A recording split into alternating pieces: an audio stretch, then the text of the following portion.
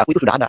Zaman Musa ada nggak eklesia itu jemaat? Ada. Tidak Zaman ada. Musa sudah ada jemaat. Jadi jemaat itu ya Musa mengajak murid-muridnya, Nabi Musa Abraham mengajak murid-muridnya berkumpul mendengarkan firman Tuhan. Eklesia namanya itu jemaat itu sudah ada jauh-jauh hari sebelum Yesus ngomong. Yesus hanya mempertegaskan saja ketika dia berkata, di batu karang inilah aku mendirikan jemaatku. Oke, sebagai batu penjuru loh, jangan lupa loh. Penting sekali tuh. Kata batu Ya, penjuru. batu penjuru ya batu penjuru ya tetap Yesus kan namanya Kristen kan pengikut Kristus. Jadi kalau Musa menuliskan tentang aku kata Yesus itu sudah mengikut Kristus. Oke. Bukan Allah SWT dia. Kan gitu. Itu orang punya, apa jangan singgung tuh. Itu kita dengan kita loh, jangan Iya. orang punya lah. Kecuali orangnya ada baru kita diskusi ya. Kalau orangnya nggak ada, ngapain harus diskusi orang punya. Sebenarnya kita dan kita lah. Sering menguatkan iman, pengharapan dan pergumulan kita dan target keselamatan yang dijanjikan oleh Tuhan Yesus. Jadi yang paling utama bahwa kita mendasarkan diri apa yang sudah difirmankan oleh Tuhan Yesus dalam perjanjian baru ya. Beberapa poin tadi kita lengkapi dengan dalilnya. Persoalan liturgia gereja ya. Misalnya kita gereja Protestan ya, kan abang kan denominasinya beda, tapi organisasi kan kita beda dong. Kan tidak sama dengan orang Protestan. Belum lagi ada apa ya, Pentakosta, Betel, apa lagi? Kema Injil, Kema Kesaksian, apa GSCA, dan setiap kan masing-masing punya organisasi. Tapi sepanjang pijakannya adalah Tritunggal, barangkali ya oke lah kita sama di itu. Kalau kita patokan di gereja kan kita menjadi otaknya jadi kacau kan. Kalau gereja gini banyak loh. Tapi kita harus jangan lupa bahwa pijakan awal kita bahwa Tuhan Yesus itu menjadi batu penjuru bagi gereja. Penamaannya tidak ada. Itu urusan spesifik menamakan gereja apa, itu urusan masing-masing ya. Terima kasih. Iya betul. Oke.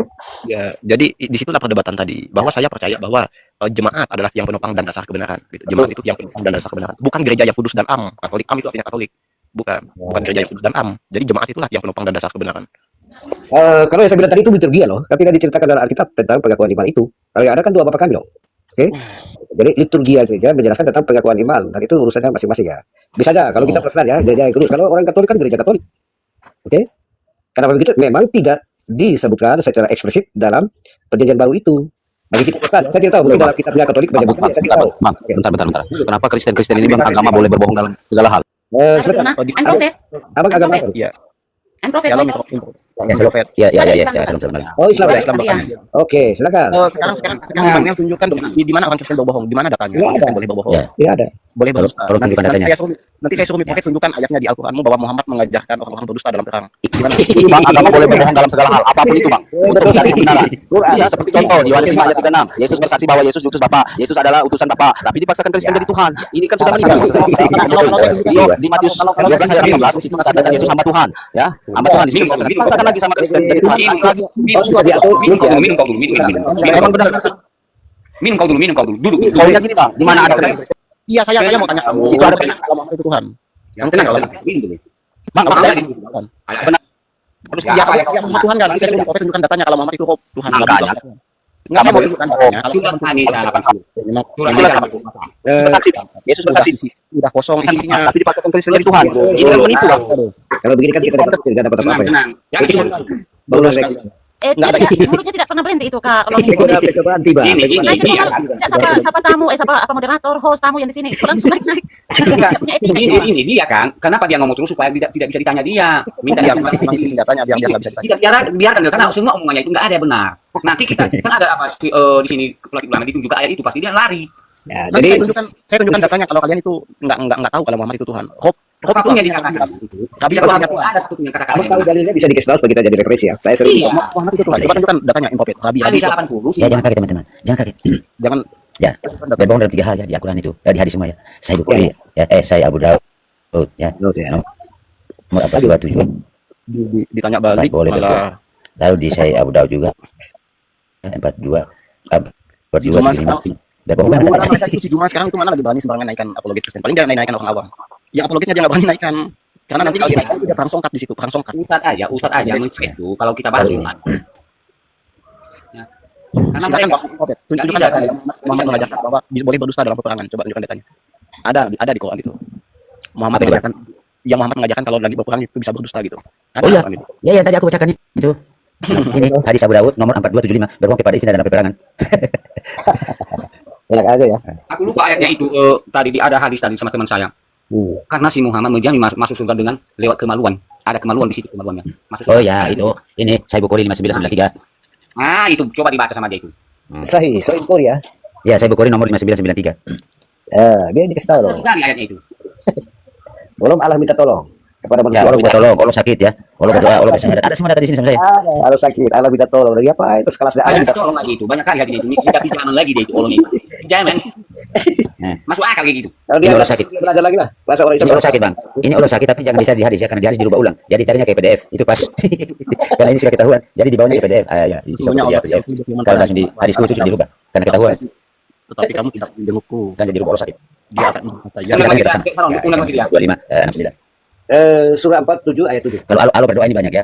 Di hadis ya. Hadis saya Muslim 539 juga Allah berdoa. Terus itu Allah berdoa kan banyak ya. Di Al-Quran juga kan surah 33 nomor 56 ya kan. Ada saja mereka ini. Supaya Allah berdoa juga di Sunan An-Nasai nomor 642, 642. Sama Allah berdoa sama. Allah bersaksi di Ali Imran ayat 18 dan ayat 19. Allah bersaksi. Jadi syaratnya Allah apa ya? Syaratnya Allah apa? Muhammad saja masih didoakan supaya diselamatkan. Dan tahu mereka lewat siapa? Iya sampai sekarang. Ya itu surat 33 86 itu bang. Iya. Allah dan para malaikat berdoa untuk Muhammad dan Mumin. Iya. Allah, para malaikat dan Mumin bersalawat untuk Muhammad. Itu ayat itu. Mati lagi tulang jaga mungkin nggak ada lagi loh. Ya Allah minta pinjaman itu lagi di surah 57 ada 3 ayat sebenarnya. Surah Al-Baqarah 245 dan surah 57 ayat 11. Satu ayat lagi saya lupa. Ya. Itu Allah minta pinjaman itu. Dia minta pinjaman itu tidak dijelaskan. Entah pinjam sandal kah, celana dalam kah, atau ke rumah kah, apakah uang kah? Bingung aku. Dan surah 47 ayat 7 ya, minta tolong. Oh itu Allah minta ditolong itu. Ya, ada. Allah minta ditolong ada 3 surah. Surah 47 ayat 7, surah 22 ayat 40 dan surah 57 ayat 25. Ada 3 surah itu. Allah minta tolong. Dulu ya, baca dulu supaya baru datang menjelaskan ya. Dulu dia pulang dan pelajari itu udah pulang baru menjelaskan daripada ngotot. Menerangkan aja dan Allah SWT juga tidak maha tahu. Ya Allah SWT juga katanya. Itu ada Kak Bagir di bawah itu. Siapa Katanya Allah SWT maha tahu kan. Ternyata Allah SWT juga nggak maha tahu. Di surah 9 ayat 16. Boleh bergabung kok. Biar kita tanya-tanya dulu. Kalau Bang Bakir sudah sehat ya. Saya di beberapa malam aku tepa terus loh. Tepa-tepa Bang Bakir. Ada partner. Ada beberapa ya. Cari Bang Bakir susah banget loh. Harus bareng-bareng kita biar kita dapat ilmunya ya. Kita mencari. Jangan. Ini Pak Dr. Fisafat Islam ya. Orang Malaysia. Orang Malaysia. Bukan Ya. dari Istanbul. Ya, Jadi ini lagi teman-teman. Allahnya juga buta huruf. Allahnya juga buta huruf ada di surah 62 ayat 2. Dia mau ini saudara semua ya, kita pakai etika, kita bertanya banyak tentang rahasia tentang muslimah. Ini Pak Bakir ini dokter filsafat Islam. Orang Malaysia ngajarnya di Turki, Istanbul, Universitas Istanbul. Ilmunya lengkap. Jadi saya pikir ya, mereka kan bilang begini teman-teman. Mereka menuduh Yesus mencuri kan. Sekarang kita kasih balik. Di Sahih Al-Bukhari nomor 2418, 2418, Muhammad juga mencuri. Muhammad mengambil unta orang tanpa sepengetahuan si pemiliknya dan menukarkannya dengan unta yang lebih tua dari. Jadi dia ambil orang punya unta itu yang muda, dia tukar dengan unta yang tua tanpa sepengetahuan si pemiliknya.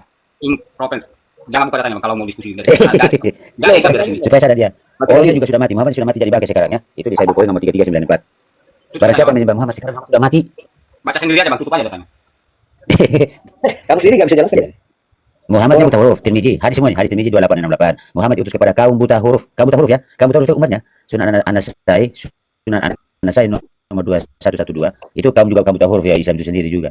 Ya, lalu di Al-Qur'an juga surah Al-Araf ayat 197. Dialah yang mengutus rasul yang buta huruf. Jadi orang yang tidak tahu juga kalau yang diutus ini adalah seorang yang buta huruf. Makanya umatnya juga ikut buta-butaan semua. Ayo. Oke, Bang Bakir masih kerja mungkin ya 1 jam kemudian ya, mohon izin. Ini keilmuannya tinggi banget dan kematangan imannya luar biasa loh. Saya dengan Allah juga luar biasa. Ya, Allah yang kita sebagai tidak suruh kita untuk bunuh diri. Kalau Allah SWT disuruh untuk bunuh diri bangku. Surah 4 ayat 66. Surah An-Nisa ayat 66. Allah SWT menyuruh bunuh diri, gantung diri. Tuh. Oke, mohon izin ya sebentar Pak Dokter, sedikit lagi ya, sebentar ya. Mungkin sekitar jam 1-2 malam beliau ada ya. Jadi itu loh ya itu orang matang secara bukan yang ini yang harba biru tidak kuasai itu Quran, mungkin baca bahasa Arab saja kacau balau apalagi melafalkan. Itu kacau dong. Ilmunya saya potong Pak saya ini kayak Kiai Haji atau Profesor Doktor. Profesor Doktor Quraisy siap loh. Dan itu kan tidak pakai hijab loh. Alasannya ada. Iya. Apa kata Buya Sakur? Ya, ini bara api. Pegang gak mau telan juga gak bisa. Iya. Itu ada perintahnya. Jadi kita tunggulah. Jadi ada ilmu yang lebih tinggi dan memang kabar baik bersama. Dan luar biasa loh kita bisa bertanya lebih detail. Ya, jadi Allah minta ditolong itu banyak ayat lah ya. Ada lagi di surah 61 ayat 14. Jadilah kamu penolong Allah. Itu ya. Oke. Masa manusia menolong yang lebih tinggi kuasanya? Seharusnya lebih tinggi kuasanya itu yang menolong yang lemah ini, bukan yang lemah menolong yang lebih kuat, loh. Itu sudah ya. Oke. Udahlah. Jadi nanti ini yang paling utama tetap kita hargai ya sesama kita bersaudara manusia kita dihargai ya. Penjelasan tentang firman Allah dalam sisi yang berbeda tetap kita harus menyadari bahwa ada perbedaan. Ya. Itu ya tetap bahwa siapa yang menjelaskan kita hargai, etika kita dijaga ya. Supaya kita tetap diskusinya berlanjut dan edukasi bagi yang lain-lain loh ya. Kalau kita sisi berantem capek loh. Saya ini kepala biri juga loh. Saya kepala biri saya lebih keras lagi loh. Di yang agak keras itu perempuan juga kalau ada musuh itu jangan bicara keluar. Kalau turun sih baru saya bicara. Ya. Keras loh. Nah, imamnya itu laki-laki bukan perempuan. Jadi kau turun baru saya bicara.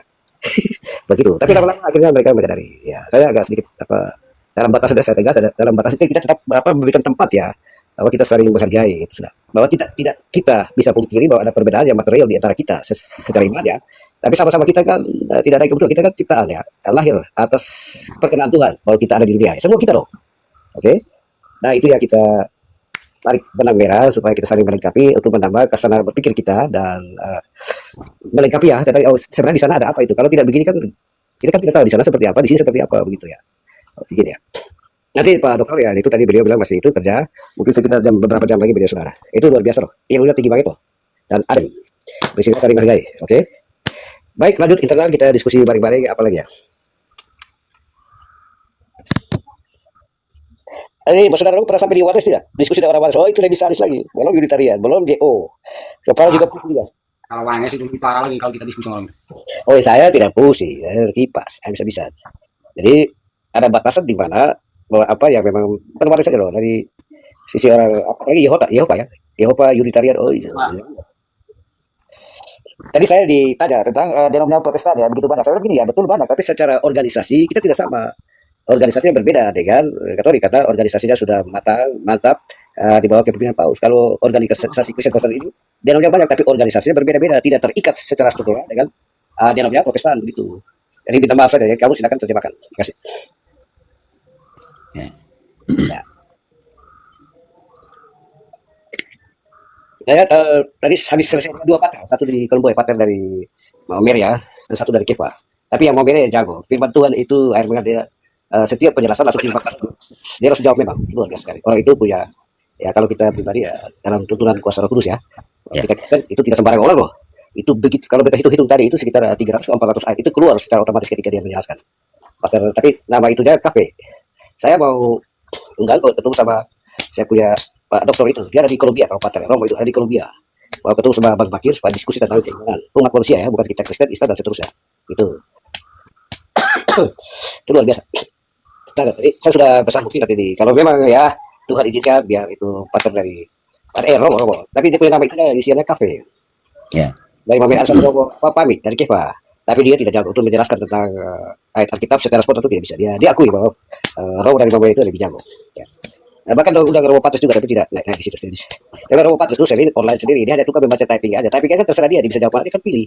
Kalau debat terbuka begini kan tidak bisa pilih, tapi kan bisa dijawab langsung. Oke. Oh ya, topiknya bagus ini. Ya, tidak ada nabi di luar Israel. Oh iya, karena begini. Para nabi itu adalah produk daripada bangsa Israel. Sebab nabi-nabi itu muncul dari bangsa Israel, bukan dari bangsa lain. Nah, ada paling tidak itu ada 4 kriteria lah ya untuk memenuhi 4 kriteria untuk seseorang itu memenuhi standar kenabian. Misalnya, 1 harus dari bangsa Israel. Kedua, harus dinubuatkan atau dikonfirmasikan sebelumnya ya. Terus yang ketiga itu dia bernubuat. Dalam hal ini perkataannya atau omongan itu harus dari nabi. Terus yang faktor paling penting itu adalah harus punya mujizat atau bermujizat. Nah, itu baru menandakan bahwa lewat pekerjaan itu ternyata ia benar-benar diutus oleh sang Halik ini atau sosok utama ini. Betul, jadi mantap ini. Kemudian diurapi juga. Diurapi Iya, Tuhan iya, juga. diurapi. Tuhan juga menyuruh nabinya untuk mereka saling mengurapi atau saling mengkonfirmasi mereka lah. Mengurapi dengan kalau zaman itu kan dengan minyak bisa, air bisa, ya penting diurapi. Ya. Betul, dengan minyak, betul. Ya, betul. Jadi ini topiknya bagus ini. Nah, apalagi orang yang ngaku-ngaku nabi, tetapi moral saja atau akal ya kita bahas umumnya. Tidak memenuhi standar kemanusiaan itu loh, apa mau dipercaya? Iya. Moral dulu. Oh. Kalau moralnya saja dia sudah tidak bermoral ya. Apalagi umatnya. Lalu apa dijadikan panutan, teladan? Suri teladan apanya? Iya. Satu-satu ya narasi. Siapa yang mau duluan tentang ini topik ini tidak ada nabi di luar Israel? Om Leslie mungkin mau narasi duluan. Ini berdasarkan perspektif kita iman Kristen ya Om Leslie. Betul ya, saya pernah ke Israel ya. Silakan, Om. Tapi ya Tuhan izinkan saya kebetulan ya ketemu dengan salah satu rabi atau ahli Taurat atau apa ya. Dan saya pakai bahasa Inggris bertanya loh. Jadi bagi orang Yahudi, nabi di luar Yahudi itu tidak ada. Yang diakui bangsa Israel dalam hal ini Yahudi, ada nabi yang diakui itu dari memang orang Yahudi sendiri. Kalau di luar itu tidak ada. Oke. Ada beberapa pertanyaan material tapi saya tidak sampaikan ya, mohon izin ya. Oke. Terima kasih. Ya, tidak apa-apa, Pak. Yang penting kan adalah. Ya. Jangan itu dalam waktu sekali loh. Ya begini ya, kita masih di Indonesia toh, kita kan minoritas, masalah kan begini dan seterusnya. Saya di akunnya satu saja loh, akun asli saya ini saja. Muter-muter tetap akun asli seperti ini ya. Jadi ya kita juga ya tetap kabar keselamatan kita sampaikan kepada seluruh bangsa manusia, tapi batasan dirinya kita jaga juga. Namanya manusia loh. Kalau saya dia tidak mau ganti akun. Akunnya seperti ini asli loh. Kalau di profil saya lengkap loh, tidak ada. Kalau dia ada kacau balau, kan saya tetap ini. Walaupun kadang-kadang saya keras loh, saya bicara keras. Ya, Malam kakak biring du. Oh ini orang rote. Rote kayaknya. Iya, rote du. Iya, silakan Alon Nipo. Kasih narasi dulu tentang topik ini. Tidak ada nabi di luar Israel. Baru kian profet lagi. Benar. Alon Nipo. Narasi dulu. Oh dari Medan. Iya silakan. Naik saja kakak biring. Narasi dulu tentang topik ini. Tidak ada nabi di luar Israel. Iya, betul kata Tuhan Yesus atau kata Alkitab. Tidak ada lagi nabi di luar Israel. Kalau ada seandainya nabi di luar Israel, berarti itu palsu. Ya, palsu. Udah jelas itu, karena Tuhan Yesus yang menyampaikan. Ya. Kalau bukan hanya ada nabi di luar bangsa Israel, jika ada Selamat malam. di luar bangsa Israel, itu juga Selamat salah malam, Kak. apa? Jadi ya Bang Fakir, inilah kita ya. Kita diskusi, semoga Bang Fakir rekam. Nanti selesaikannya bisa gabung ya. Kita diskusi bareng-bareng lah. Iya. Ya, terima kasih ya. Sebentar ya, Alon Ibu. Halo, malam Kakak Biring Du. Malam, salam. Halo. Salam, salam. Ya, bukan hanya nabi, kalau ada Allah di luar Israel, berarti itu bukan Allah yang benar. Allah yang benar hanya di dalam Israel. Ya, itu berhala. Ada Ya. Yahudi, ya belum ada Yahudi zaman itu ya. Ada bangsa-bangsa adalah berhala. 2 Tawarik berapa? Aku lupa ya.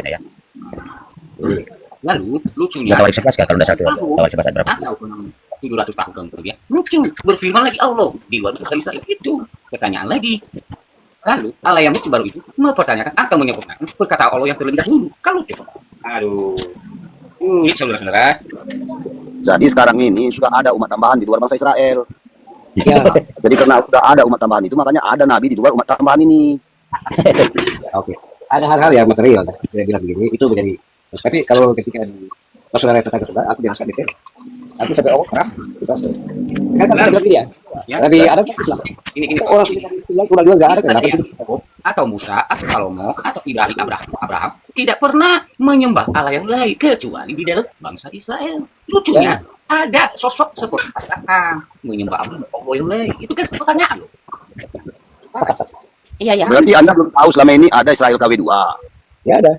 Nggak ada Israel di luar. Kalau memang ada di luar. Ya. Di luar Israel itu ada Israel KW2, umat tambahan, tapi saya nggak tahu ini ciptaan siapa. Oke. Oke, Dipahami. kalau begitu, karena kan ada tamu juga di sini. Malam Kakak Didi. Saya mau bertanya nih. Tapi masing-masing pandangan ya, masing-masing jawaban. Pertanyaan saya begini.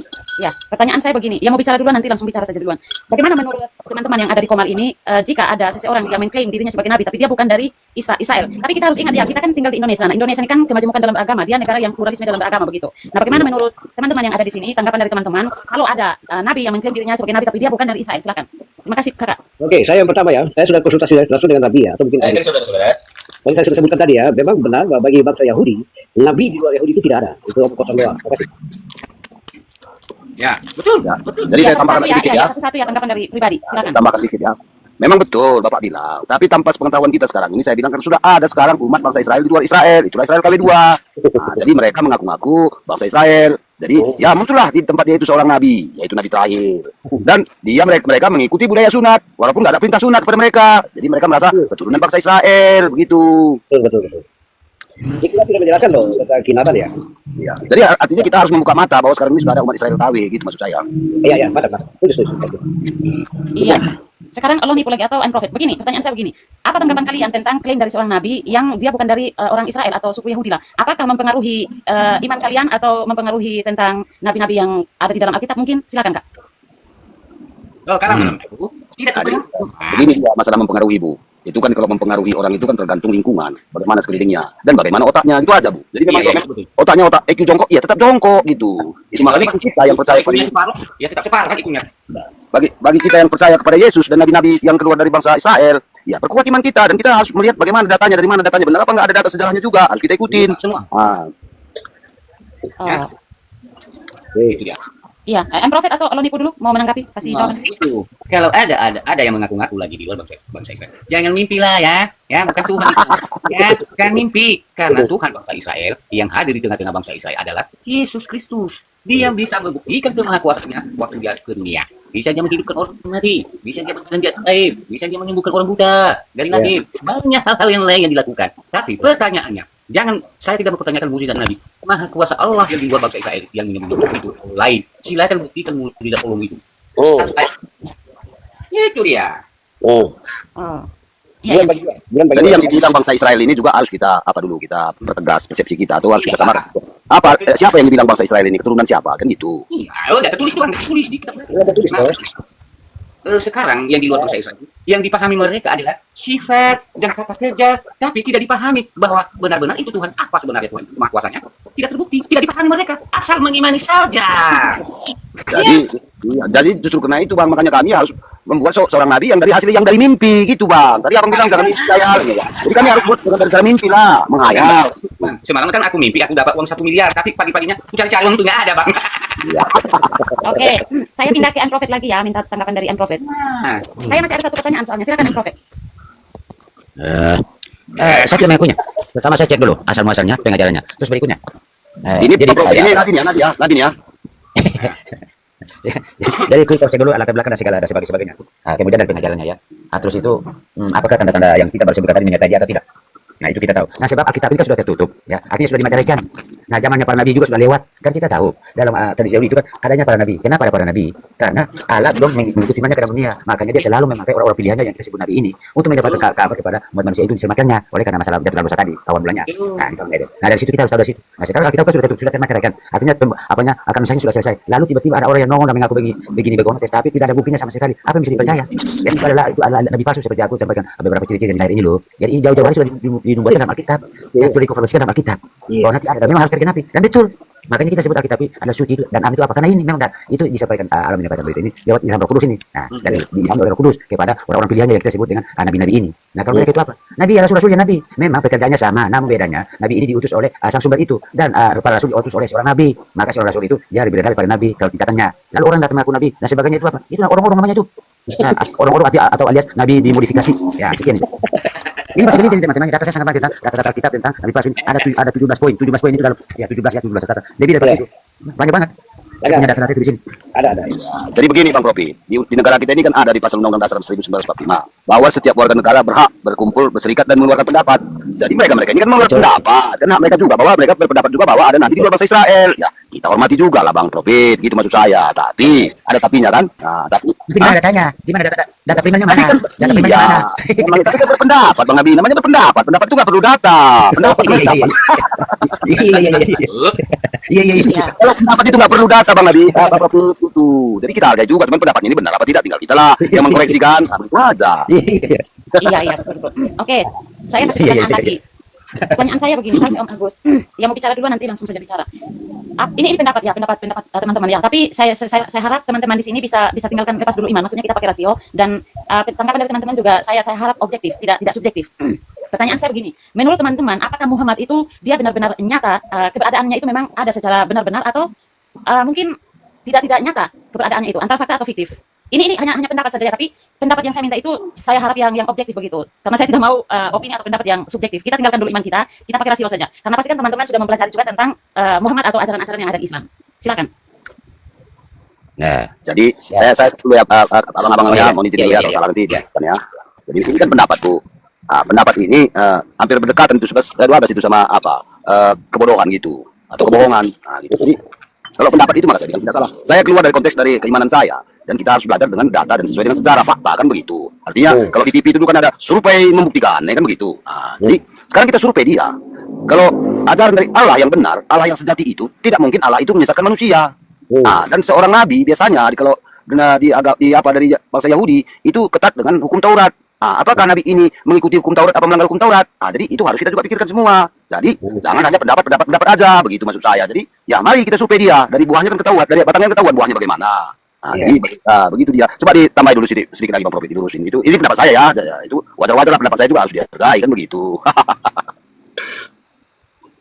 Iya, terima kasih Om Birindu. Siapa lagi yang mau menjawab nih? Menurut kalian Muhammad itu fakta atau fiktif? Alasan kalau memang fakta apa alasannya? Kalau memang fiktif apa alasannya? Ini menurut. Ya, Tapi saya harap objektif ya. Jangan subjektif. Ya silakan. oh itu bukan bagi saya tapi bagi kita yang semua sudah tahu lah ya. Artinya kalau kita orang sudah tahu. Itu kisah fiktif. Buktinya mana? Artefaknya tidak pernah ada. Dan semua tidak pernah ada. Hanya fiktif, cuma kisah fiktif. Karena ada alasannya. Jika dia ini adalah kisah yang real atau kisah nyata, mana mungkin hadis itu kan menceritakan tentang suatu peristiwa, tentang karakter, perilaku dan sebagainya. Nah, bagaimana mungkin para muhadis atau para pengarang hadis ini memfitih pelontor kisah ini dengan begitu sadisnya? Kalau jika orang ini adalah kisah nyata, kenapa keluarganya tidak marah? Seperti mengatakan dia sering kawin mawin. Pasti keluarganya marah. Kamu jangan nuduh orang. Misalnya dia suka mengganggu orang, itu jangan bilang dia tidak pernah mengganggu orang. Itu saja dulu. Pasti keluarganya akan marah. Ya kalau kisah ini kisah nyata. Dan apalagi artefaknya tidak didukung sama sekali, tidak ada peninggalan apapun. Makanya kisah ini kisah mitos atau kisah fiktif dongeng ini loh. Oke. Iya. Terima kasih Om Prophet. Keren. Ini kita berpendapat ya, kasih opini saja ini. Om Leslie lagi, silakan Om Leslie. Nanti baru lagi. Kalau saya ya, jadi memang cerita ini memang masih menggunakan tanda tanya ya. Bahwa Nabi Muhammad ya, bahkan ketika kelahiran saja masih dipertentangkan ya. Ya, tadi di mana itu masih dipertentangkan. Benar, dia saya belum tahu ya. Terus yang berikut loh, terkait yang tadi Abang sempat jelaskan memang tidak terverifikasi ya, tidak tervalidasi. bahwa Ya, betul. itu dari Betul. seperti apa dan siapa orang yang memverifikasi itu kan tidak jelas tuh. Katanya malaikat Jibril, tapi yang memverifikasinya siapa? Kita tahu. Artinya kita tahu bahwa Nabi Muhammad ini kan masih ya kemampuan ya masih itu kan bukan kasarnya gitu. Jadi tidak terverifikasi tentang itu. Bahkan beberapa dari atau apa yang menjelaskan bahwa ketika lagi umat putih saja ketemu dengan jalan buntu harus kembali kepada ahli-ahli kitab sebelumnya. Ya, kalau bagi mereka kan 4 kitab ya, Quran, kitab Zabur dengan apa Injil ya, 4 ya. Apa, Bang? Kitab sebelumnya. Apa, Bang? Oke, itu yang Apa, Bang? Apa itu? terus yang Apa tadi? ya, kalau abang dari kecil kan sudah abang Islam ya? Bukan, saya sejatinya Kristen, Bang. Moyang juga. Oh, Moyang oke, juga. saya- Orang tua semuanya Kristen semua. Saya kan sudah tahu abang Islam atau tidak ya. Begini ya, kitab-kitab yang disebutkan dalam ketika abang dibina atau orang Islam dibina itu kan ada kitab itu ada 4 ya. Abang tahu tidak? Kitabnya ada 4 tuh. Quran, abang tahu tidak? Tahu saya. Dalam Islam itu 4 yang harus dipercaya, yaitu Ya. Al-Qur'annya, hadis, fatwa, dan kias. Iya. Kias itu pendapat ulama, fatwa itu perintah ulama, hadis itu adalah menceritakan liga-likunya Muhammad. Terus itu Iya. Quran itu adalah moto-motonya Allah, termasuk Muhammad juga. Hmm. Jadi memang Quran dalam bahasa Arab, saya punya kawan sekarang rektor Muhammadiyah ya. Dia jelaskan sudah kuasai bahasa Arab saja tidak cukup meyakinkan ketika engkau melafalkannya. Aksen bicaranya salah artinya akan berbeda. Betul. Tetapi hadis menerjemahkan itu. Hadis ini kan pemikiran ulama, persepsi, pendapat. Makanya di antara hadis juga itu kan tergantung kita mau pilih hadis yang mana supaya membedakan apa yang kita mau. Iya. Nah, itu ada satu persoalan yang mungkin kaitannya nanti mereka yang ambil kesimpulan tentang itu ya. Salah atau benar aku nggak urus itu. Itu benar salah. Tapi persepsi namanya ulama, imam atau apa yang dipersamakan bahwa mereka menerjemahkan apa yang dimaksudkan dalam Quran. Kenyataan praktisnya bahwa tidak seluruhnya hadis-hadis yang sudah ada itu mereka ikuti. Tergantung pilih mana yang tepat. Terus masing-masing kalau ditanya satu hadis ini, yang lain bilang itu hadis salah, harus pilih ke sini hadisnya kacau. Itulah. Tapi luar biasa bagi kitab kita bukan persepsi kita ya kan sudah dibahaskan dulu. Menerjemahkan menurut apa yang kita mau dan kita bersulit tidak tanya kepada siapa lagi. Itu yang luar biasa di situ. Terus ada banyak hal yang kita bisa menjelaskan bahwa yang paling utama kan verifikasi dan bagaimana ya ketika firman Allah diturunkan dalam bentuk Quran oleh malaikat Jibril kepada Muhammad, siapa yang memverifikasi itu?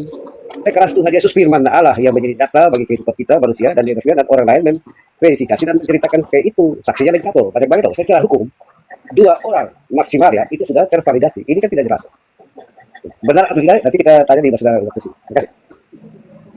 Iya. Terima kasih Om Leslie. Nah, sekarang giliran Allah nih lagi nih. Kasih pendapat dulu. Kira-kira Muhammad itu dia fakta, nyata atau fiktif atau tidak nyata? Ini pendapat ya. Silakan Allah nih Bu. Alasannya apa?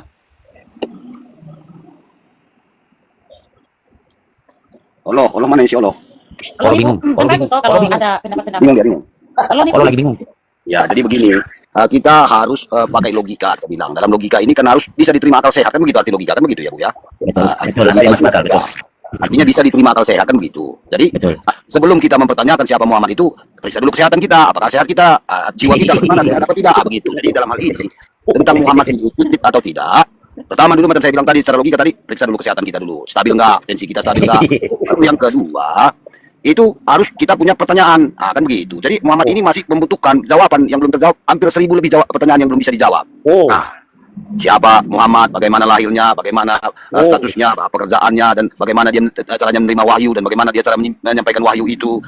Bagaimana si Jibril bisa menyampaikan wahyu itu, apakah benar Jibril ini yang dikasih Allah itu disampaikannya kepada Muhammad, atau ada dikurangi atau dilebihinya. Ini jadi pertanyaan semua. Jadi itu maka saya bilang tadi, sebelum kita mempertanyakan secara logika kita, itu makanya periksa dulu kesehatan kita supaya sehat akal dan pikiran kita, begitu aja Bu. Iya. Setuju. Jadi karena sesuai dengan Al-Hijr ayat 6, Muhammad itu dibilang gila, jadi gila gimana lagi, kan nggak sehat. Aduh. Iya. Halo Allah nih Bu. Oke, lanjut. Iya. Masih ada lagi? Iya masih ada. Kan saya senang kalau teman-teman kasih pendapat lah dengan pertanyaan-pertanyaan begitu. Jadi kan kita juga bisa mendapat wawasan walaupun sebatas pendapat, tapi kan setidaknya dengan adanya pendapat-pendapat kan nanti tergantung kita mau memverifikasi atau tidak, atau mau mencari tahu atau tidak. Pertanyaan Soalnya saya, pendapat itu bukan dilindungi oleh undang-undang juga, Bu. Begitu Iya. dia. iya, Tapi jangan menghujat. Yang penting saya bahasa rasa kalau hanya sebatas hipotesa saja itu tidak masalah itu Om. Kalau hanya Tidak hipotesa. masalah. Kecuali kalau kita sudah di ranah menghujat. Saya rasa baru itu bermasalah mungkin. Tapi kan kita kan tinggal di Indonesia. Semua orang kan bebas untuk berpendapat. Ini kan hanya pendapat saya. pendapat saya. Ya, Wajar. kalau mereka tersinggung ya mereka lah yang harus ke psikiater, mereka yang bermasalah karena ini kan pendapat. Ini kan hanya pendapat. Orang hukum pasti tahu lah kalau hanya sebatas pendapat tidak mungkin dia akan masuk jeruji itu, tidak mungkin itu. Ya, Jadi pertanyaan saya ketika kita dengarkan pendapat, kita sudah berpikir konsekuensinya apa, jawaban saya apa, tangkisnya begitu. ya. Jadi, prinsipnya yang poin substansi adalah jangan menghujat. Iya betul Ya, betul. kalau boleh bertanya sebenarnya seperti apa? Begitu supaya mereka menjawab dan seterusnya. Kalau itu sudah ada jawabannya, kita tahu, oke, yang ini jawabnya begini. Sebenarnya pendapat kamu apa? Kita di luar daripada itu. Kasih. Namanya demokrasi, Pak. Iya, demokrasi itu kan bebas mengeluarkan pendapat. Di mana yang nggak benarnya ya dibantah, diluruskan. Kalau mana dia bengkok kan begitu. Tapi Indonesia agak beda dong. Orang yang sembahyang di pinggir jalan, di tempat-tempat umum, oke, tidak masalah. Tapi ketika kita cuma hanya cari tempat untuk sembahyang, kan dihukum lagi. Tidak boleh sembahyang. Ada hal-hal yang masing-masing kita bisa, ya berpikirlah. Berpikirlah bagaimana. Artinya begini juga, suatu pendapat itu juga. Misalnya tadi dapat pendapat dari mimpi, pendapat kawan-kawan juga. Ya kita pakai juga akal logika kita gitu, Pak. Apakah pendapat mereka ini bisa mencerdaskan bangsa? Apakah menambahi pengetahuan kita? Ini tambah bolot aja nanti kita kan begitu dong. Yang kita percaya, yang tanpa fakta, yang tidak dapat validasi, kita percaya. Ya sulit lah, kan begitu. Artinya kita kurang sehat. Harus perlu diperiksa dulu otak kita, ke psikater, bagaimana kesehatan tensi kita, bagaimana ukurannya, darah kita golongan apa, perlu juga mungkin itu golongan. Baru makanan kita bergizi apa enggak? Baru bagaimana proses daripada pencernaan kita. Jangan selama ini makanan yang kita makan itu dari kotoran semua, nggak dari otak sedikit pun, kan begitu dia. Oke. Oke, sambil ini kita berpendapat, tapi jangan lupa ya, tatap ya, kita perkuat pemerintah. Banyak orang bisa ada, kita menjadi untuk kepentingan banyak orang. Jangan kita 4 orang saja berdiskusi ya.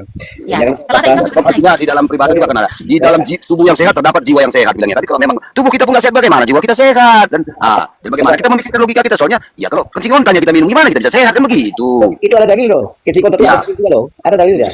Iya, jadi kan nggak salah kan bang, namanya pendapat ya bang. Iya. Betul. Tapi ada dalilnya ya. Iya. Kecuali kalau di ranah diskusi yang secara resmi kan kita tidak bisa kasih opini. Kita harus berdata data. Iya. Ya sudah bisa bertanya. Oke. Silakan. Ada yang Islam di bawah bisa dikasih like biar dia. Ya, teman-teman Islam yang ada di bawah silakan naik. Boleh kan ya, silakan naik. Kita diskusi ya. Karena ya. Perbedaan tapi sama aja ya. Artinya diskusi ini kita kan begini supaya menambah pengetahuan kita. Ya. Artinya yang selama ini kita merasa itu benar dan dikasih teman itu pendapat dan datanya bahwa pendapat kita selama ini tidak benar, ya artinya kita bisa untuk memperbaiki kan begitu. Betul. Iya, sebetulnya kita diskusi ini adalah untuk menambah wawasan kita. Artinya walaupun kita selama ini nggak tahu, kita berjalan kurang kental kopi kita, kurang larut malam kita, ya melalui diskusi ini kembali kan tambah pengetahuan kita. Kan begitu ada ya bang? Mantap, betul. Ya. Jadi saudara Islam, Muslim di bawah, naik aja lah. Kita tidak melihat bahwa ini menjadi musuh kita. Kita Kita anak bangsa bang, kita anak bangsa, sesama anak bangsa ya harus saling mengasihi lah. Dalam di kota saya juga kan ada sesama bis kota dilarang saling mendahului, kan ada bang. itu ditulis di belakangnya ya, di pantat bisnya ditulis dilarang mendahului ya. Iya. Oke, sambil jalan ya. Oke. Saudara sambil jalan. Silakan. Ya, silakan Bu, kalau misalnya ada lagi yang dipertanyakan Bu, mana tahu masih bisa kami mengeluarkan pendapat ya kan. Oke, pertanyaan saya begini. Kan ada dari beberapa para ustadz atau para ulama, mereka juga berpendapat, ada juga yang tidak berpendapat, mengatakan bahwa isi yang ada di dalam Al-Quran itu sebagian besar, 90% itu copy paste dari Alkitab. Tapi ada juga beberapa para ulama yang menolak pendapat-pendapat dari para ulama lainnya. Nah, Om Eswi atau Om Bringdo atau KKM Prophet, apa tanggapan kalian atau pendapat kalian tentang yang dikatakan para ulama itu? Karena itu ada banyak sekali yang sudah muncul di video-videonya itu di YouTube. Jadi saya juga berbicara karena memang ada bukti-bukti di YouTube. Jadi saya meminta pendapat dari teman-teman yang di sini. Oke. Betul. Mantap, silakan. Yang lain kembali dulu. Ya, silakan. Atau saya duluan? Ya, silakan Om. Oke, kalau saya duluan ya itu Saya selalu lah, di depan nanti saya yang muda ini depan terus bisa jatuh. enggak lah, enggak jatuh dong. Gini ya, jadi intinya bahwa tentang Isa Al-Masih ya, pesan mereka menceritakan semuanya dan seluruh nabi-nabi yang disebutkan dalam perjanjian lama itu kan diceritakan loh. Jadi memang hanya dari sisi persentase aku tidak tahu ya berapa persen. Tetapi intinya bahwa Nabi Muhammad ada di abad ke-7. Kalau disebut Nabi Adam, Nabi Abraham, Nabi Musa, apalagi Nabi Nuh dan sebagainya, kan selisihnya ribuan tahun loh antara Isa Al-Masih abad masih 1, Muhammad ada di abad ke-7. Tapi mereka menjas bahwa Nabi sebelum itu adalah Islam. Ini kan satu persoalan loh. Orang sudah mati, mungkin tulang juga nggak ada lagi loh. Tapi kenapa orang sudah mati, tulang juga nggak ada, dijas bahwa itu mereka agama Islam. Ini jadi persoalan loh, materi sekali loh. Ya, itu penting sekali. Jadi kita menyikapinya hati-hati loh. Dan saya sudah bertanya loh, saya percaya diri, saya sudah bertanya ke ustadz-ustadz semua. Jadi itu hal yang sangat material dan di antara ustadz dan beberapa ya sampai dengan perempuan yang muslim siapa ya, Mbak Umi atau siapa ya bertanya. Tapi pijakannya itu antara satu dengan satu menjelaskan yang berbeda.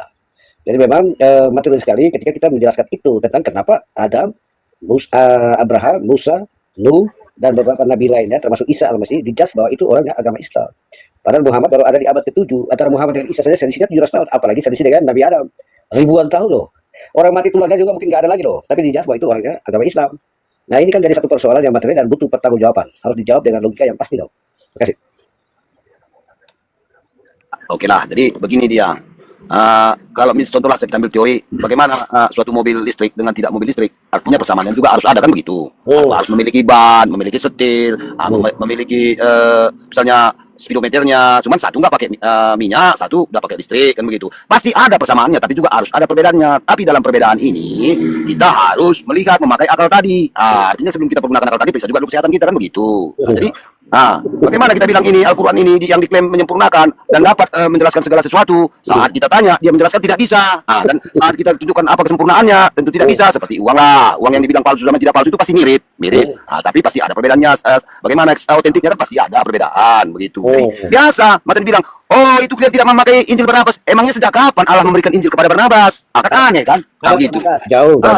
Iya. Kenapa Kristen tidak mengakui Injil Barnabas? Sejak kapan Allah memberikan Injil kepada Barnabas? Di mana sejarahnya? Kan begitu. Jadi itu makanya saya bilang tadi, kita suatu mengkaji atau mempelajari suatu item yang perlu kita juga harus bilang tadi periksa dulu kesehatan kita supaya bisa logika kita jalan. Kalau nggak sehat kita gimana mau jalan akal kita ya kan?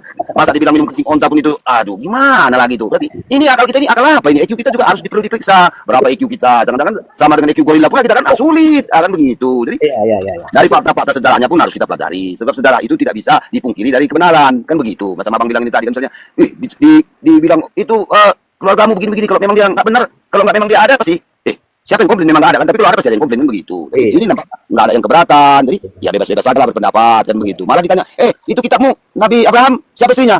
Oh itu Hawa. Di mana? Surahnya surah berapa? Oh ada di surah 115, 100 al tambahan ya kan susah gitu bang.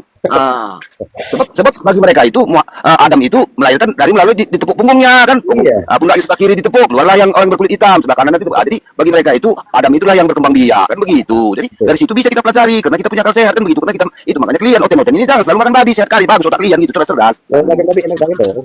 Otak kita sehat dong. Itu banget. Bukan apa yang dimakan, tapi apa yang keluar dari mulut itu yang najis ya. Yang dimakan tidak najis. Yang keluar dari mulutmu adalah itu yang najis. Karena mulutmu adalah harimau bagimu. Oke? Iya. Jadi yang kita makan itu jangan semua dari kejamban juga bang, jangan dari kotoran juga semua. Apa yang kita makan kok dari tai semua. Sikit-sikit dari otak lah, kan gitu. Iya. Pendapat Unprofit dulu. Bagaimana menurut Unprofit? Silakan. Kasih alasan ya kakak. Ya, jadi itu semua itu menurut beberapa ulama lain seperti Abdullah bin Lahir ini namanya di bawah. Terus itu Munisiri juga mengatakan, Profesor Munisiri juga, ulama juga. Itu isi Al-Quran ini diambil dari bukan dari berbagai macam satu agama saja. Tapi khususnya dari buku-buku dongeng orang Jawa seperti Apokrifa ya itu diambil semua. Terus Injil Barnabas itu, ya itu yang paling banyak itu menghias isi Al-Quran itu adalah Injil Barnabas ya. Karena Mustafa di Arab sebanyak itu abad ke-16 ya, atau 1700-an lah. Itu yang paling banyak menghias isi Al-Quran. Dan juga bukan cuma itu, juga adopsi dari Hindu, dari ajaran itu masuk juga dari ajaran Zoroaster. Tapi aslinya Islam adalah ajaran dari Zoroaster dari negara. Kalau dulu kan Persia ya, sebetulnya terus menjadi Persia terus itu menjadi negara Iran sekarang ini ada situ dari ajaran Zoroaster atau agama Mani ya. Karena nabinya juga Nabi Mani namanya, dia mengklaim bahwa dia juga seorang nabi. Jadi itu kisah-kisah itu berkembang dari sana. Lalu para ulama mengarah hal ini. Jadi isi bukunya ini diambil dari semua, dari kekristenan paling banyak. Tapi khususnya dari buku-buku palsu, ya Apokrifa itu atau legenda-legenda rakyat. Nah itu yang menghiasi isi Quran saat ini.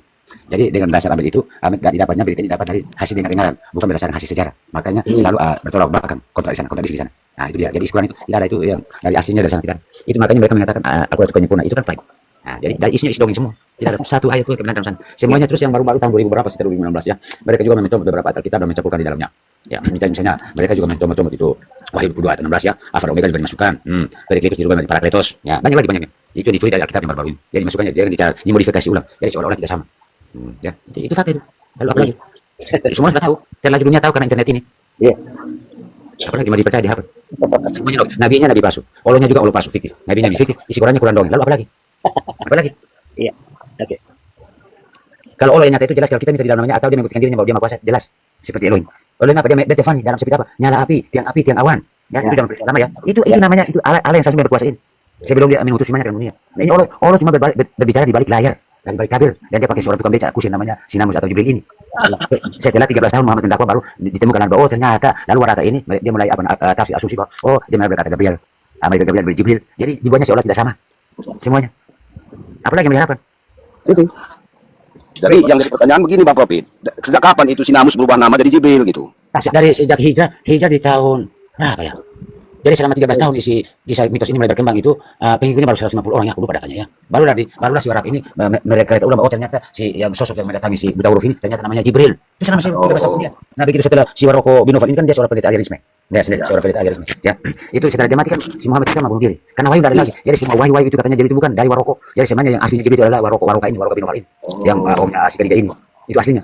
Soalnya pertama waktu si Nopal Waraka mengatakan baginda bertanya, oh itu Namus bilangnya kan. Ya, gitu. Betul. Akhirnya itu kok jadi Jibril sejak kapan itu diganti namanya maksud saya? Akhirnya diganti setelah Muhammad berdakwah selama 13 tahun. Di daerah Mekah. Ya. Itu nggak potong unta dulu itu untuk mensahkannya itu Bang ya? Ya, karena waktu itu orang-orang Quraisy dan orang-orang Kristen Arab sudah berkembang banyak. Terus itu mereka dulu, unta ini kan haram. Kenapa dia memakan seorang nabi, dia memakan unta? Dari situ orang-orang apa namanya Israel tambah curiga. Bahasa Yahudi tambah curiga. Dia bukan nabi. Sebab dia nabi dia tahu unta itu adalah binatang haram. Unta pertama, babi itu kan unta keempat. Ya, dalam makanan haram haram ya di dalam kitab. Unta itu ditawarik ya. Unta itu unta pertama. Nah, dari situ orang cerita bahwa dia nabi palsu. Apalagi tiga pertanyaannya dia juga kepadanya, dia tidak bisa menjawab pertanyaan pertama. Siapa ada berapa orang yang tidur di dalam gua di Efesus itu atau Seven Sleep, cerita kisah Seven Sleep dari Yohanes al-Damasiki ya atau John of Damascus ya, negara Syria saat ini ya. Itu seorang uskup ya, seorang uskup Katolik. Nah, terus yang kedua, pertanyaan kedua, siapa yang bertanduk dua itu? Tentang yang bertanduk dua itu siapa? Muhammad pun tidak bisa menjawab. Terus pertanyaan ketiga tentang apa itu roh? Muhammad tidak bisa menjawab. Lalu pada hari ke-15 dia datang mengatakan bahwa oleh karena ada anjing hitam di rumahku sehingga Jibril tidak bisa datang memberi kabar kepadaku. Nah, itu alasan konyol. Oh. Dia tidak tahu. Nah, tentang jumlah berapa orang dia tidak tahu, tentang apa itu Zulkarnain, siapa Zulkarnain ini, legenda dari Yunani ya. Nah, itu dongeng semua. Dia tidak bisa menjawab dan apa itu roh? Dia tidak tahu. Nah, itulah. Tetapi itu cerita berkembang yang dimodifikasi. Faktanya tidak seperti itu. Iya. Kan ada catatan primernya. Memang masalah roh dia nggak tahu Bang Profit, tapi masalah roh dia tahu. Oh, kalau roh tahu. Nah iya, kalau roh nggak tahu, masalah roh tahu dia. Nah, jika ini adalah kisah nyata, bagaimana mungkin seorang nabi dipinti foto kisah hidupnya, keluarganya, pastilah keluarganya pasti marah, ya tak? Iya betul. Ada tidak? Pasti marah. Berarti ini kisah fiktif, dongeng. Oh. Sebab begini, Al-Quran ini atas perintahnya maka yang menciptakan agama Islam adalah Abdullah Malik bin Marwan di abad ke-9 10 Masehi. Ya, hidupnya pada saat dinasti Umayyah.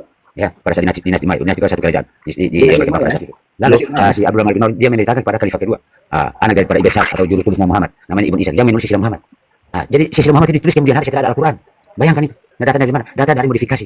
Karena mereka tahu silsilah Yesus kan ada. Ada di mana? Kitab apa ya? Matius Lukas ya. Nah, silsilahnya Yesus ada ya. Nah, di situ.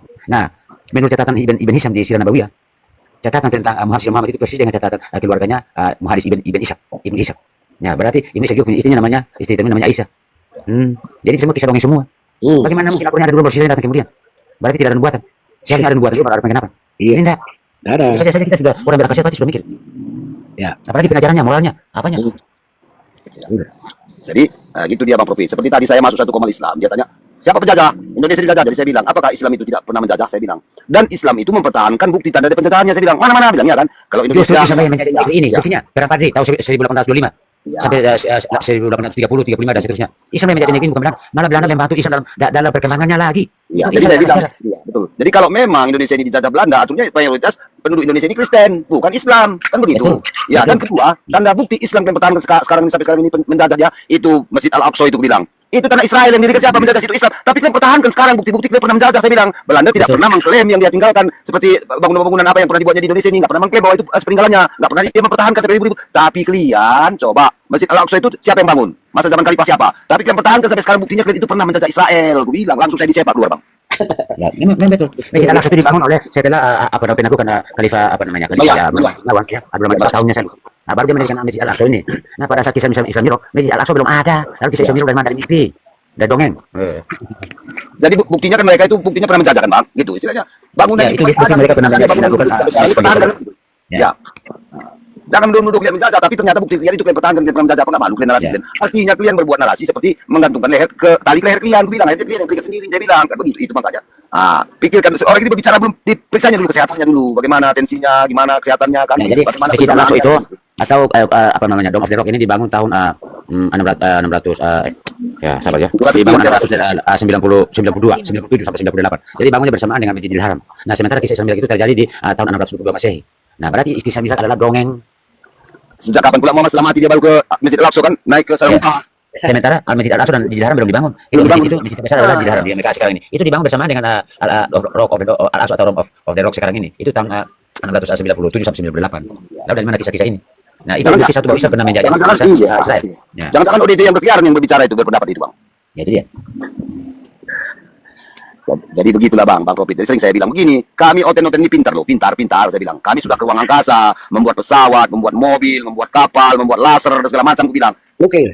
ya artinya kami itu kan mempelajari, mempergunakan ilmu pengetahuan yang tinggi. Saya bilang, malah ion, proton pun tahu kami berapa muatannya. Saya bilang, sekarang saya tanya kalian, saya bilang, mungkinkah kami ini tidak mempelajari atau mengkaji atau meneliti apa itu Al-Quran sama Muhammad? Saya bilang, ya jelaslah kami teliti, maka kami nggak percaya. Saya bilang, masa membelah bulan ada? Bulan apa? Kan begitu.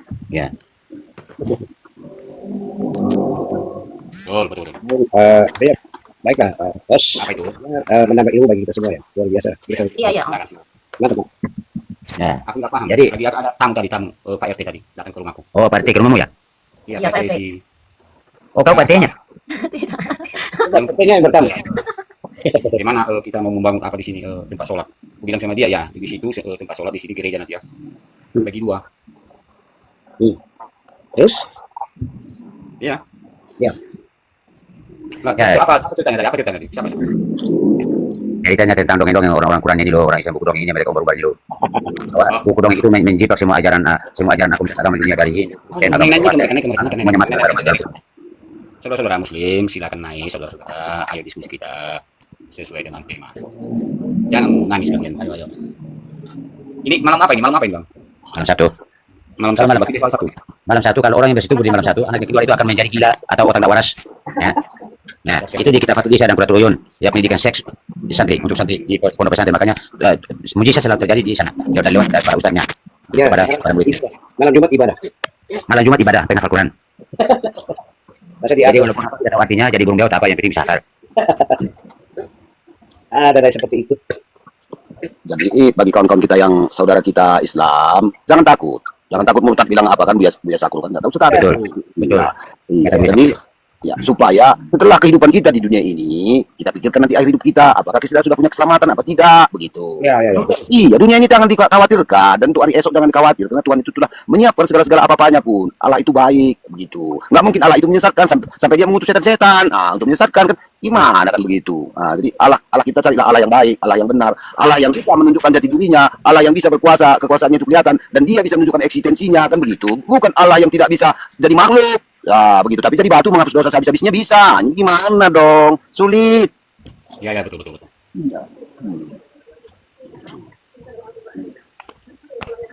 Saya rasa kita orang Indonesia ini soal kelaparan kita bilang nggak pernah kita dengar negara kita ini rakyat Indonesia ini kelaparan. Artinya baik dulu lagu-lagu Kus Plus, The Mercies, kan ada itu. Bukan lautan, hanya kolam susu.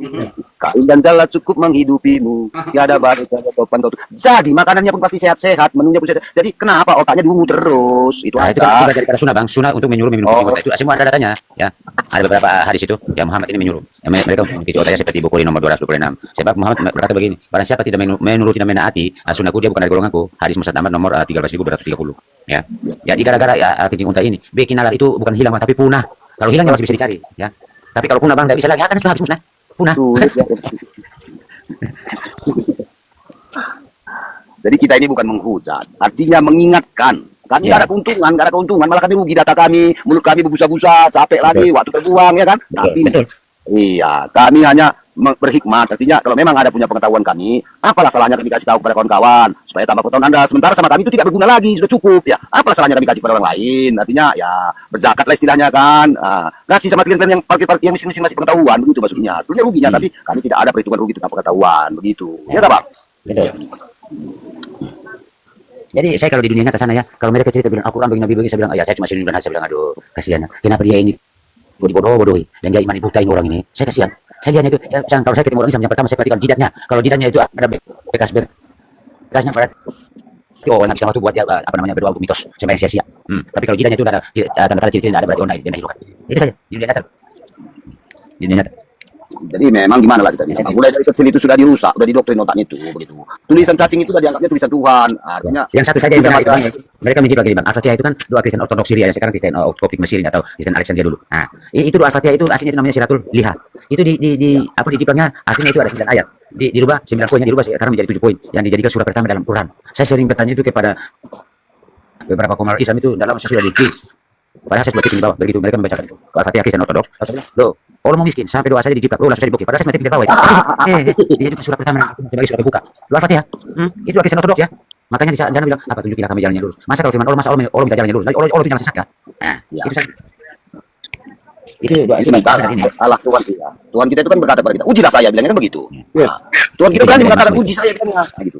Nah, jadi ini kita imani aja tanpa pernah kita uji bagaimana Allah itu Allah yang sejati, bagaimana memang dia berkuasa atau tidak. Ini masa Allah bisa diatur-atur. Nggak bisa jadi makhluk, nggak bisa turun ke ciptaannya. Kok kita yang ngatur kan begitu? Ya. Itulah.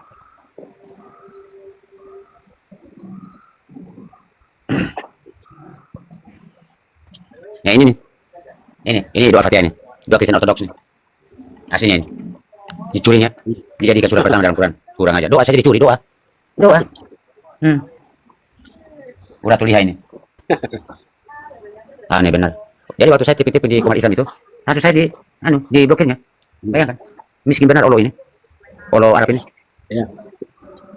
Itu makanya bang, bulan depan ini orang ini demo besar-besaran di Monas bang, supaya TikTok itu ditutup bang, karena TikTok ini sudah membuka semua segala yang dokumen-dokumen yang disembunyikan sama mereka, ketahuan terbongkar. TikTok tutup bilangnya bang. Katanya. Iya, bang demo ini bang, karena nanti di Monas bang. Oh, kenapa tidak sekalian saja apa namanya? Jadi gara-gara TikTok ini hotel-hotel tapi TikTok semua adanya. Kenapa tidak sekalian saja mereka tutup Indonesia tutup apa namanya jalur internet supaya data-data semua dikumpul mereka jadi botol lagi. Sekarang ini data-data ini teman-teman kalau dulu itu penuh tumpuk lewat buku-buku. Sekarang lagi bukan, tetapi semuanya datanya di apa di komputer. Nah kalau tutup itu internet, lalu mereka kita jadi apa? Jadi batu lagi kayak zaman batu kembali. Jadi itu cuma asumsi doang, mereka tidak berani tutup. Pokoknya mereka, iya. Google, YouTube sama TikTok harus ditutup bilangnya. Sebab Katanya. Kristen ini sudah mulai buka kitab kami bilangnya, bikin malu aja, bikin nanti katanya ya. umat kami banyak yang Islam. Dan para ustaz kami nggak makan lagi nanti bilangnya, nggak ada umatnya bilangnya, masjid kosong ya. Yang cepat bohong lagi ya. Iya. Jadi begitu Asia Allah ya. Asia Yesus bagaimana bekerja untuk mencari domba-domba yang tersesat. Jadi memang tantangannya harus seperti itu. Mereka percaya diri. Kalau saya dengan cuma saja ya, pernah berdebat ya, tapi dia sudah tahu bahasa itu belajar ilmu cocoklogi 3 tahun. Ilmu menghujat 2 tahun. Nah ini bagaimana loh? Kita tengok seperti apa itu? Kelasnya seperti itu. Iya. Kalau otakmu seperti itu mau jadi apa itu? Cuma itu. Kalau otakmu seperti itu ya kerdil loh keimananmu. Harus katakan itu. Kalau ilmu mencocoklogi dan kerjanya berbeda, berarti keimananmu dipertanyakan kembali. Iya. Ini udah bicara kelas. Belum ada beberapa pertanyaan yang material ya terkait dengan itu. Tapi nggak bisa jawab lagi. Sederhana aja. Aku santai-santai aja, nggak pusing. Kalau nggak ada beban, saya ya apa ya, aja satu aja. Akun saya satu aja. Kalau semua itu akun berapa? Dia 26 akun. Itu menandakan orang tidak percaya diri. Kalau konsep keimanannya kuat, orang satu akun tampil di mana saja nggak ada masalah. Iya. Kalau aku sampai 26, berarti ada kepentingan. Jadi kepentingannya sudah ada. Iya.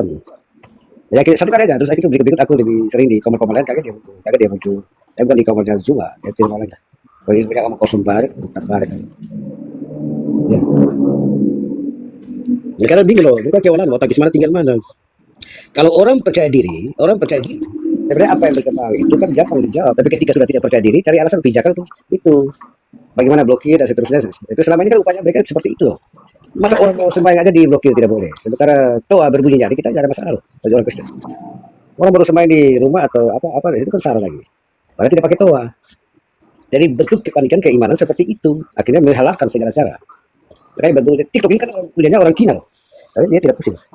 Jadi loh. Sementara Indonesia ketergantungan ke Cina tinggi banget loh. Tentang besar ke Cina itu. Iya, kalau mereka mau demo supaya kasih tenggelam YouTube mungkin TikTok. Saya rasa nanti banyak kerugian. Apalagi kan kita juga melihat sendiri. Ada banyak juga yang Islam mereka bikin konten. Mereka kan cari uang juga. Ada banyak yang begitu. Apakah juga nanti akan disetujui oleh pemerintah yang ada di Indonesia atau tidak? Nah, seharusnya kan mereka tidak perlu untuk mengatakan bahwa kasih hilang YouTube, langsung saja kasih hilang internet saja sekaligus. Seharusnya kan mereka berterima kasih kepada para ilmuwan yang mengembangkan jaringan internet atau yang kasih kontribusi lah. Iya kan? Bukannya malah mereka mau protes karena sudah banyak Kristen mungkin yang mengetahui ajaran mereka. Seharusnya mereka berterima kasih misalnya ke Polbaran mungkin, ke Lawrence mungkin, mereka harus berterima kasih karena mereka lah yang mengembangkan jaringan internet itu. Iya. Tapi kan bertentangan dengan sunnah Nabi, Bu. Sunnah Nabi itu kan ada mereka, kalau apa yang tidak dipergunakan Nabi itu adalah bid'ah. Nah, jadi kalau Nabi nggak pakai handphone, jadi umat Islam nggak pakai handphone karena itu bid'ah, begitu. Oh begitu. Iya. Ya, artinya apa yang tidak dikerjakan Nabi jangan dikerjakan. Kalau memang dulu Nabi pakai onta aja, kita pun pakai onta, jangan pakai mobil karena itu bid'ah. Aduh. Orang benar tidak punya alasan. Tapi orang salah selalu cari alasan untuk kebenaran. Begitulah. Semakin banyak alasan, semakin banyak ketahuan bahwa memang orang itu tidak benar. Ya. Jadi soal benar tidak benar mereka tidak peduli. Artinya begini, kalau ada maling yang mengaku maling berarti nggak perlu lagi di penjara ya kan? Artinya macam di Belanda sekarang banyak penjara kosong. Artinya orangnya sudah sadar, sudah pintar, sudah mengerti apa hak dan kewajibannya kan begitu. Apa yang dilarang oleh pemerintahnya tidak dilakukan lagi. Jadi mereka ini begitu, maksud dia apa yang dijalankan atau dilakukan Muhammad itu harus mereka lakukan. Nah, kalau menyusui sama tetangga pun nggak apa-apa begitu. Soalnya bisa menyusui sama tetangga. Jadi kan lebih enak. Gitulah, ada juga ya.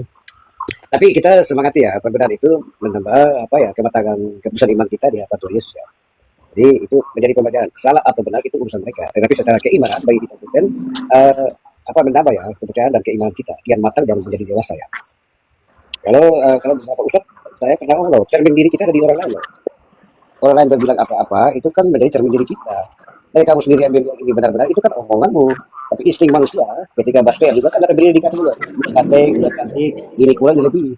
Berarti intinya cermin diri kita ada pada orang lain. Jadi harus dengan adil. Biasakan diri untuk ada dalam perbedaan supaya imanmu makin matang ya. Tadi persoalan keimanan itu urusan Tuhan Yesus. Dia mau pilih kamu syukur, kalau nggak pilih, kalau aku tidak pilih kamu, jauh. Aku hanya menjelaskan tentang keputusan keimanan saya. Makasih. Gimana Bu Saron? Ada lagi pertanyaan yang perlu pendapat yang mau diminta daripada kami? Iya, tapi tadi sudah apa sebelum saya bertanya masuk ke pertanyaan saya tadi, Ain Prophet sudah menyebutkan yang tentang silsilah Muhammad. Yang silsilah Muhammad itu kan mereka memakai memakai referensi yang dari Ibnu Isa. Nah, yang tentang tulisan Ibnu Isa pun juga yang tentang silsilah Muhammad kan itu juga sudah dibantah sama para ulama-ulama Islam yang lainnya, di mana mereka mengatakan bahwa Ibnu Isa itu adalah sesat. Jadi mereka juga tidak memakai silsilah yang dipakai oleh Ibnu Isa itu. Pro dan kontra tentang silsilah Muhammad itu. Ya, begitu sudah. Tapi itulah dinamika dalam kehidupan keimanan kita ya. Dan kita menjawab moral kita ya, yang penting kabar keselamatannya sampai. Aku nggak urus semua itu, nggak urus. Tapi dalam batas kita harus tegas loh tentang keputusan keimanan. Jadi betul yang dibilang Yesus. Kalau mau membangun suatu bangunan itu dirikanlah di atas batu karang, bukan di atas pasir. Kan begitu. Yeah. Jadi bangunan mereka itu di atas pasir mulai tergerus dan mulai goyang-goyang. Jadi bagaimana lah caranya supaya bangunan yang tegak? Ya ambil kayu, cokong sana, cokong sini, cor sana, cor sini, kan begitu caranya. Jadi gitu aja saya rasa. Ya bisa payment itu supaya blokir TikTok itu kan nggak gambaran, nggak kuat lagi loh, nggak bisa betul lagi. Itu ada karena kita kan pakai itu tangkap orang, tapi kita kan harus Jadi ada kan pernah ingat pepatah dulu, Bang. Muka kita yang jelek, cermin yang disalahkan bilangnya kan ada. itu cermin Kita tidak pandai menari, lantai yang dikatakan berjungkit kan begitu. Iya betul. Iya.